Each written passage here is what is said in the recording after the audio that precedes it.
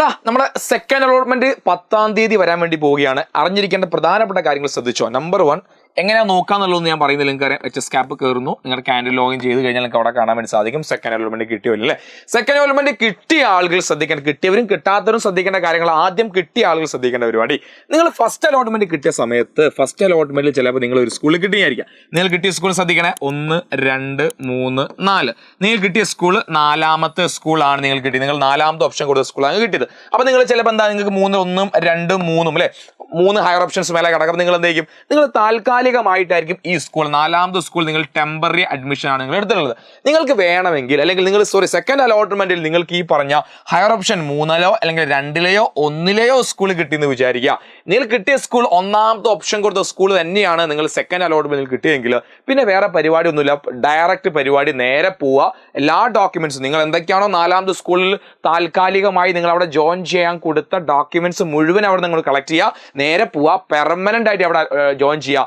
ആ ഫസ്റ്റ് ഓപ്ഷനിൽ ജോയിൻ ചെയ്യുക. ഫസ്റ്റ് ഓപ്ഷൻ കിട്ടിക്കഴിഞ്ഞാൽ വേറെ ഒരു ഓപ്ഷനും ഇല്ല, അവിടെ പെർമനന്റ് ആയി ജോയിൻ ചെയ്യാന്നല്ലാതെ വേറെ ഒരു ഓപ്ഷനും നിങ്ങൾക്കില്ല. നേരെ പോവുക, അവിടെ ജോയിൻ ചെയ്യുക. ഇനി അടുത്തത് 2ാമത്തെ കാറ്റഗറി ഓഫ് കുട്ടികൾ. ഇനി നിങ്ങൾക്ക് സ്കൂളിൽ കിട്ടിയത് 3ാമത്തെ ഓപ്ഷനാണ് സ്കൂളിൽ കിട്ടിയത്. ഇവിടെ ഈ പറഞ്ഞ 3ാമത്തെ ഓപ്ഷൻ നിങ്ങൾക്ക് കിട്ടി, അതായത് 4അല്ല 3ാമത്തെ കിട്ടി. അപ്പൊ നിങ്ങൾ എന്താ ചെയ്യേണ്ടത്, അതുപോലെ തന്നെ ഈ 4ാമത്തെ സ്കൂളിൽ പോവുക. നിങ്ങൾ എന്തൊക്കെയാണോ താൽക്കാലികമായി കൊടുക്കാൻ വേണ്ടി അവിടെ കൊടുത്ത മുഴുവൻ ഡോക്യുമെന്റ്സും തിരിച്ചു വാങ്ങുക.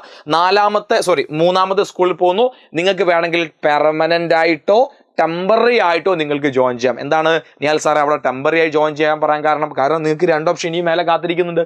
2ാമത്തെയും 1ാമത്തെ ഓപ്ഷൻ മുകളിൽ ഉള്ളത് കൊണ്ട് നിങ്ങൾക്ക് എന്ത് ചെയ്യാം, നിങ്ങൾക്ക് അവിടെ താൽക്കാലികമായി നിങ്ങൾ എന്ത് ചെയ്യാം, നിങ്ങൾക്ക് പിന്നെ ജോയിൻ ചെയ്യാം. ഇനി നിങ്ങൾ ശ്രദ്ധിക്കേണ്ട ഒരു കാര്യം, നിങ്ങൾ ഈ പറഞ്ഞ 1ാമത്തെയും 2ാമത്തെയും സ്കൂളിൽ സീറ്റ് ഒഴിവുണ്ടോ എന്നും കൂടി നിങ്ങളൊന്ന് ചെക്ക് ചെയ്യാം. സീറ്റ് ഒഴിവുണ്ടോ എന്നുള്ള കാര്യം കൂടി നിങ്ങളൊന്ന് ചെക്ക് ചെയ്യണം. എന്നിട്ട് മാത്രം നിങ്ങൾ ഇവിടെ താൽക്കാലികമാണോ അല്ലെങ്കിൽ പെർമനന്റ് ആണോ നിങ്ങൾ ജോയിൻ ചെയ്യാൻ വേണ്ടി പോകുന്നത് എന്നൊരു ധാരണ നിങ്ങൾക്ക് ഉണ്ടായിരിക്കണം. ഓക്കെ, അത് സംഭവത്തിലേ ഉള്ളൂ. ഫോർ എക്സാമ്പിൾ നമ്മൾ ഇവിടെ വീണ്ടും നമ്മൾ ഇല്ലെങ്കിൽ ഈ സ്കൂൾ നമ്മൾ പെർമനന്റ് ജോയിൻ ചെയ്യാം, താൽക്കാലികമായി ജോയിൻ ചെയ്ത് എന്തിനു വേണ്ടി നമ്മൾ ജോയിൻ ചെയ്യുന്നത്, കാരണം ഇവിടെ 2 സ്കൂൾ നമ്മൾ വീണ്ടും വെയിറ്റ് ചെയ്യാം അല്ലേ.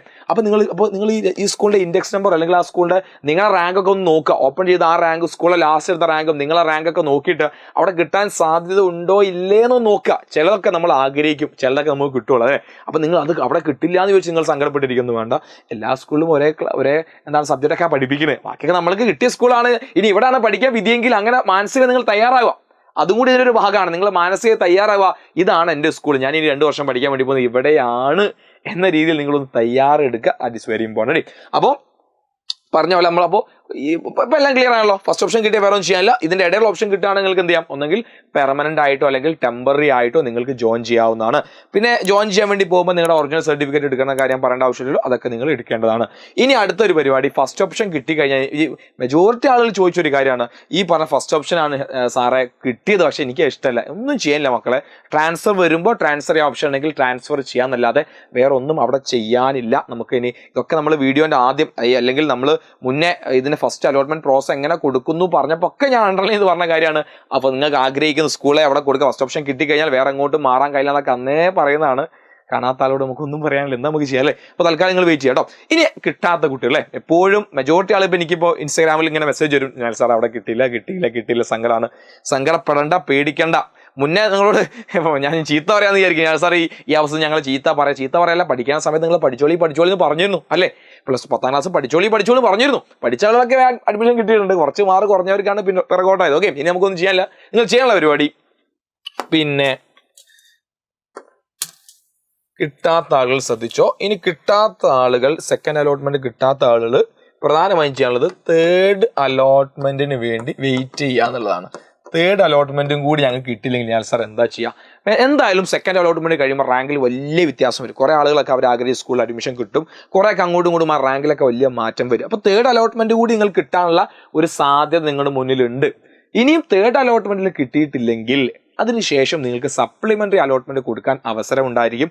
ഓരോ സ്കൂളിലെയും ഒഴിവനുസരിച്ച് നിങ്ങൾക്ക് നിങ്ങളുടെ വീണ്ടും സ്കൂളുകളൊക്കെ നിങ്ങൾക്ക് മാറ്റി ചെയ്യാൻ വേണ്ടി കഴിയും. ഓക്കെ, അപ്പോൾ ഈ കാര്യം നിങ്ങളുടെ ഓർമ്മയിൽ വേണം. അതായത് കിട്ടിയില്ല എന്ന് വിചാരിച്ച് നിങ്ങൾ ഇപ്പോൾ ചില ആളുകൾ എന്നോട് ചോദിച്ചൊരു കാര്യം, ഞാൻ ഈ കാര്യം എഡിറ്റ് ചെയ്തത് കൊണ്ടാണോ എനിക്ക് കിട്ടാത്തത്, അല്ലെങ്കിൽ ഞാൻ എഡിറ്റ് ചെയ്യാത്തത് കൊണ്ടാണോ എനിക്ക് കിട്ടാത്തത്. അങ്ങനെ ഒന്നുമില്ല. നിങ്ങൾ കൊടുത്ത സ്കൂളിലേക്ക് കൂടുതൽ കുട്ടികൾ അവിടെ കൊടുക്കുമ്പോൾ അങ്ങനെ ആ ഒരു ബ്ലോക്ക് അല്ലെങ്കിൽ ആ ഒരു മാർക്ക് വെച്ച് നോക്കുമ്പോൾ നിങ്ങൾ പുറത്തായി പോകുന്നതാണ്. ഇനിയും സ്കൂളുകൾ ഒരുപാട് സീറ്റ് ഒഴിവുണ്ട്. എന്തായാലും തേർഡ് അലോട്ട്മെന്റ്, ഫോർത്ത് അല്ലെങ്കിൽ സപ്ലിമെന്റ് അലോട്ട്മെന്റ് ഒക്കെ ആകുമ്പോഴേക്കും നിങ്ങൾക്ക് സീറ്റ് കിട്ടും തന്നെ വിചാരിച്ചിരിക്കാം. ഓക്കെ, ഇനി ആദ്യം സീറ്റ് കിട്ടിയാക്കും, അവസാനം നിങ്ങൾക്ക് സീറ്റ് കിട്ടിയാലും ക്ലാസ് ഒക്കെ തുടങ്ങി എല്ലാവർക്കും ഒരേ. അതുകൊണ്ട് ക്ലാസ് കാര്യങ്ങൾ മിസ്സാവും. അതിനെപ്പറ്റി നിങ്ങൾ ടെൻഷൻ അടിക്കേണ്ട, പേടിക്കേണ്ട. ഈ കാര്യങ്ങൾ നിങ്ങൾ നോട്ട് ചെയ്ത് വെക്കാം. ഓക്കെ, അപ്പോൾ ഇനിയും കൂടുതൽ സംശയങ്ങളുണ്ടെങ്കിൽ താഴെ ഞാനൊരു ഡൗട്ട് ക്ലിയറൻസ് നമ്പർ കൊടുത്തിട്ടുണ്ട്. ജസ്റ്റ് ആ നമ്പറിൽ ക്ലിക്ക് ചെയ്ത് കഴിഞ്ഞാൽ നമ്മുടെ എജുപോണിന്റെ ടീമുമായി നിങ്ങൾക്ക് സംസാരിച്ച് കാര്യങ്ങൾ ക്ലിയർ ചെയ്യാൻ കഴിയും. അല്ലെങ്കിൽ നിഹാൽ സാർ എന്ന എൻ്റെ ഇൻസ്റ്റാ അക്കൗണ്ടിൽ എനിക്ക് മെസ്സേജ് അയച്ചാൽ നിങ്ങൾക്ക് ഡൗട്ട് ക്ലിയർ ചെയ്യാൻ കഴിയും. ഓക്കെ, റെഡി അല്ലേ? ക്ലിയർ അല്ലേ? യെസ്. അപ്പോൾ എന്തെങ്കിലും സംശയം നിങ്ങൾ എന്ത് ചെയ്യുക, ജസ്റ്റ് ഒന്ന് കമന്റ് ബോക്സിൽ കമന്റ് ചെയ്യുക. അല്ലെങ്കിൽ ആ ഡൗട്ട് ക്ലിയറൻസ് നമ്പറിൽ നിങ്ങൾക്ക് എന്ത് ചെയ്യാം, ഡൗട്ട് ചോദിക്കാവുന്നതാണ്. നിങ്ങളുടെ സംശയങ്ങൾ ദൂരീകരിക്കാം, അല്ലെങ്കിൽ ക്ലിയർ ചെയ്യാവുന്നതാണ്. ഓക്കെ, അപ്പോൾ വളരെ ക്ഷമയോടുകൂടി കാത്തിരിക്കുക. എന്തായാലും നിങ്ങൾക്ക് അഡ്മിഷൻ കിട്ടും എന്നെ നിങ്ങൾ എന്ത് ചെയ്യുക വിചാരിക്കുക. അപ്പോൾ എല്ലാവർക്കും നിങ്ങൾ ആദ്യ സ്കൂൾ സെക്കൻഡ് അലോട്ട്മെന്റ് അഡ്മിഷൻ കിട്ടട്ടെ എന്ന് ആശംസിക്കുകയാണ്. അപ്പോൾ all the best. Thank you.